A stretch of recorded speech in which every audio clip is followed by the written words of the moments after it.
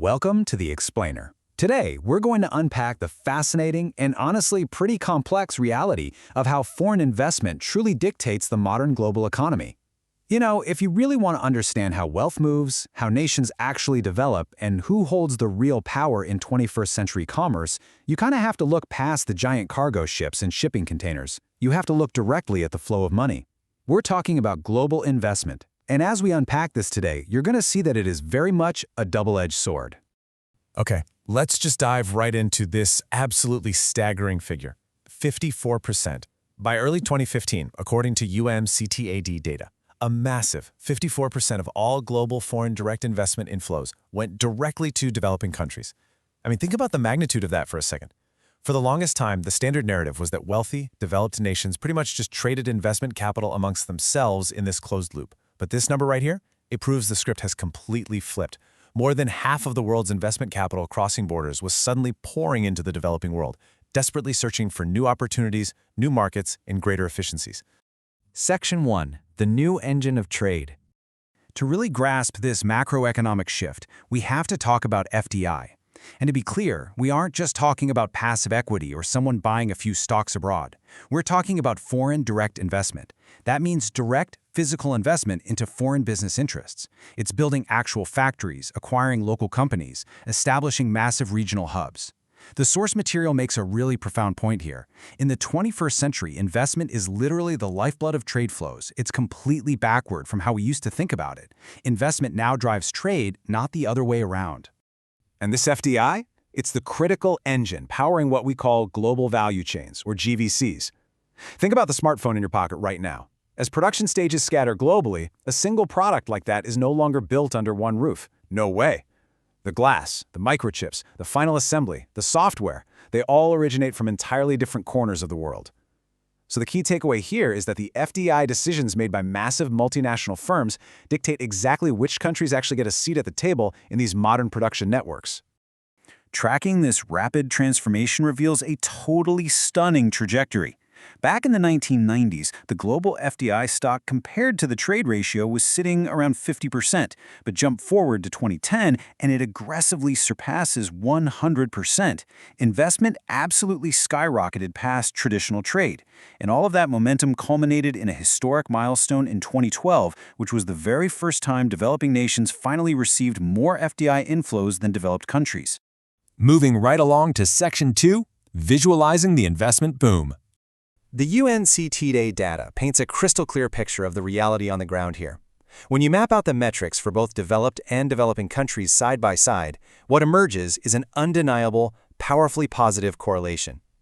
It proves mathematically that as a country's foreign direct investment stock rises, its integration into those critical global value chains rises right along with it.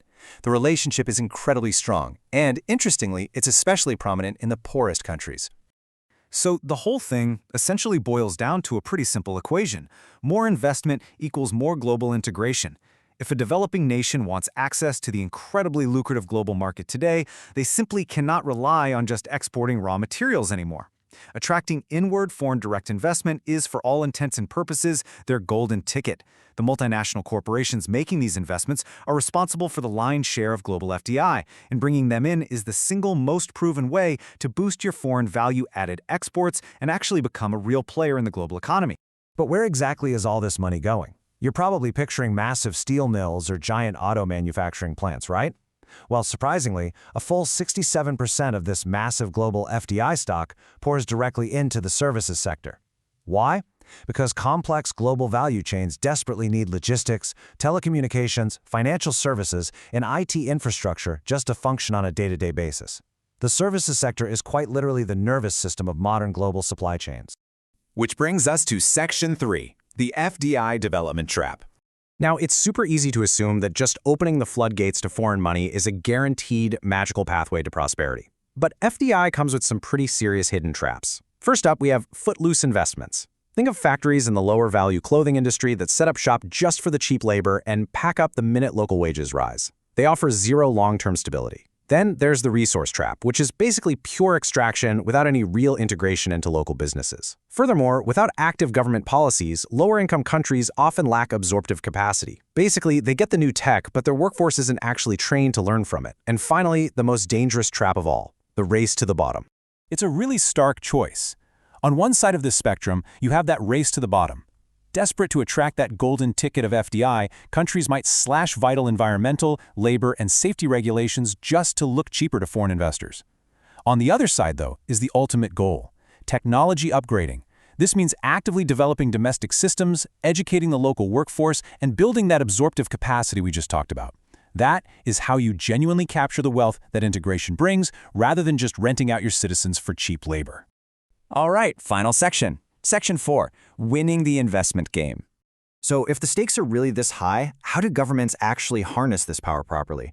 Well, the source material maps out 3 distinct steps. First, stop relying on the passive acceptance of capital. Just assuming the free market will naturally develop your country is a losing strategy.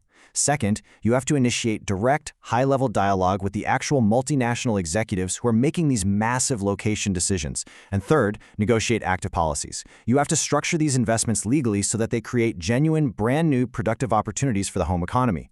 Which leaves us with this final, provocative thought to chew on as we wrap up today's explainer.